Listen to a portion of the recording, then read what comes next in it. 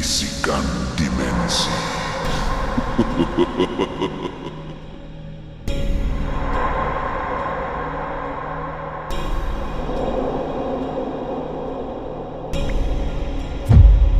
Asap hitam mula memenuhi ruang tamu rumah pusaka Tok Guru Daud yang kian mereput.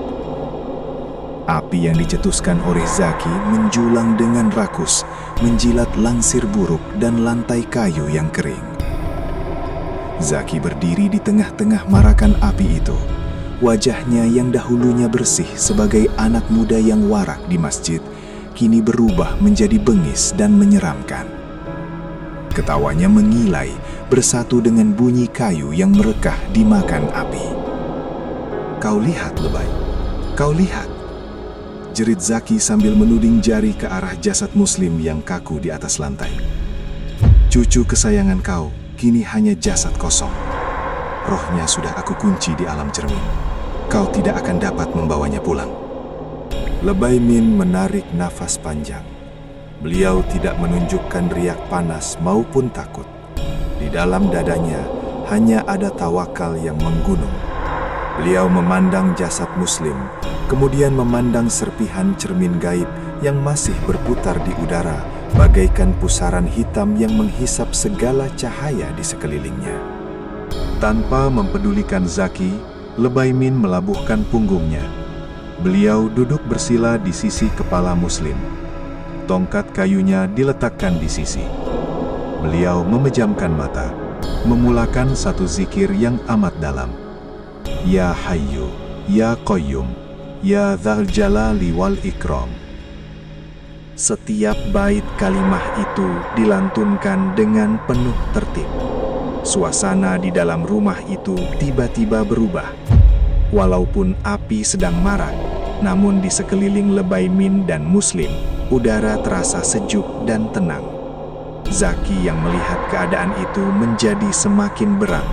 Dia mengambil keris kecilnya semula, coba meluru untuk menikam belakang Lebay Min.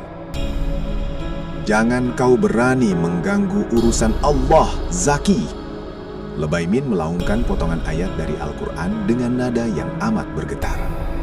Tiba-tiba, satu kuasa yang tidak nampak menolak tubuh Zaki, sehingga dia terpelanting ke dinding. Pada saat itu, Lebay Min meletakkan tapak tangan kanannya ke atas serpihan kaca utama yang paling besar. Beliau mulai membacakan ayatul kursi.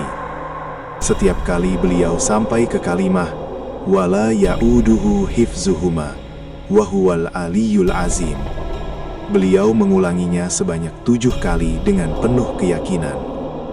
Di dalam dimensi cermin, Muslim sedang berada di sebuah lorong yang tidak berhujung, gelap dan sepi. Dia melihat susuk tubuh Aiman yang merayap di dinding, namun dia tahu itu bukan Aiman yang sebenar. Itu adalah Saki-Baki bayangan sihir. Muslim menangis ketakutan, namun tiba-tiba dia mendengar suara Lebay Min bergema dari langit yang gelap. "Muslim, ingat Allah. Ikuti cahaya itu." Satu titik cahaya putih muncul di ujung kegelapan. Cahaya itu membelah dimensi hitam tersebut. Muslim berlari sekuat hati.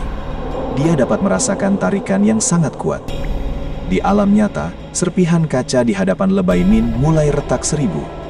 Bunyi kaca pecah itu kedengaran seperti jeritan syaitan yang sedang diseksa. Satu letupan cahaya putih yang amat terang memenuhi ruang tamu tersebut. Impak letupan itu menyebabkan api yang sedang marak terpadam seketika akibat tekanan udara yang kuat. Serpihan cermin itu hancur menjadi debu halus yang berkilauan sebelum hilang ditiup angin. Muslim tersedak hebat. Jantungnya kembali berdenyut kencang. Dia meronta-ronta mencari udara. Matanya terbeliak luas sebelum fokusnya kembali kepada wajah tenang datuknya.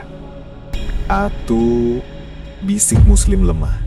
Air matanya mengalir deras. Dia merasa seolah-olah baru sahaja pulang dari dasar laut yang paling dalam. "Alhamdulillah, Mus, kamu sudah balik," kata Lebay Min sambil menyapu peluh yang membasahi dahi cucunya. Namun, drama malam itu belum berakhir. Zaki yang tersungkur tadi coba untuk bangun. Tetapi malangnya, bumbung rumah yang marak itu sudah tidak kuat lagi. Satu tiang besar yang sedang terbakar runtuh tepat ke arahnya. Kaki Zaki terhimpit di bawah runtuhan kayu yang amat berat. "Zaki!" Lebaimin bangun dan coba meluru ke arah anak muda itu. Walaupun Zaki hampir membunuh mereka, Lebaimin tetap mempunyai sifat kasih sayang sesama manusia. Beliau coba mengangkat kayu yang berat itu, namun bahang api semakin tidak tertanggung. Rambut dan baju Zaki mulai dijilat api. "Lebay, lepaskan aku." Suara Zaki berubah. Tidak ada lagi nada kebencian. Yang ada hanyalah nada penyesalan yang teramat sangat. Matanya yang merah tadi kini kembali jernih, namun penuh dengan kesakitan. Darah Tok Guru Daud sudah berakhir pada aku. Tolong, maafkan keluarga aku. Beritahu orang kampung, aku yang salah. "Bertaubatlah Zaki. Sebut La ilaha illallah," teriak Lebaimin.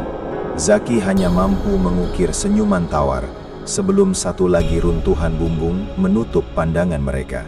Rumah pusaka itu rebah sepenuhnya ke tanah, menjadi sebuah unggun api gergasi yang menelan segala rahasia gelap dan dendam keturunan Tok Guru Daud.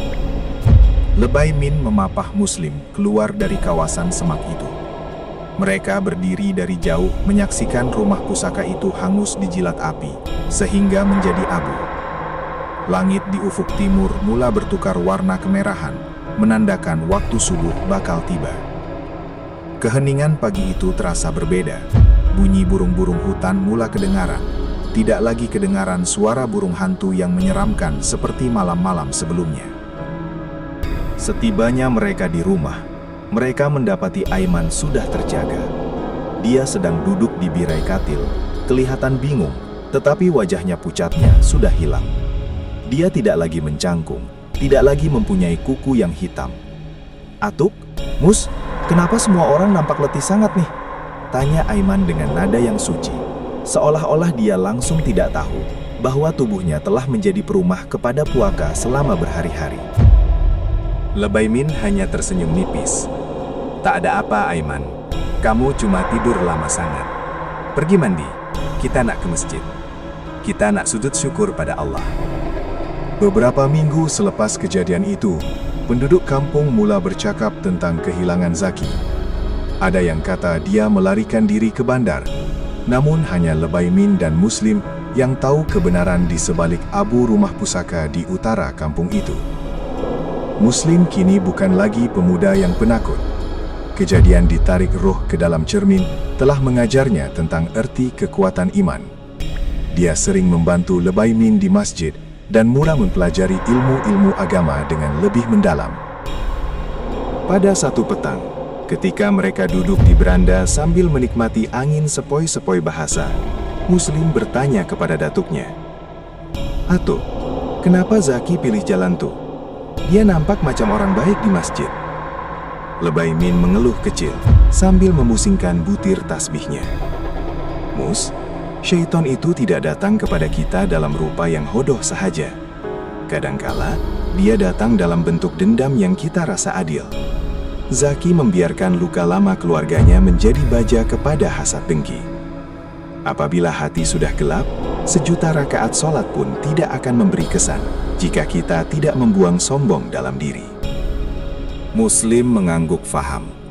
Dia melihat ke arah jalan besar kampung.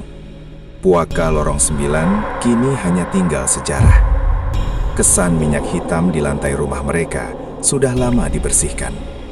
Namun parut di hati Muslim tetap ada sebagai peringatan bahwa di mana ada kegelapan sihir, di situ akan sentiasa ada cahaya Allah yang menanti untuk menyelamatkan hambanya yang yakin.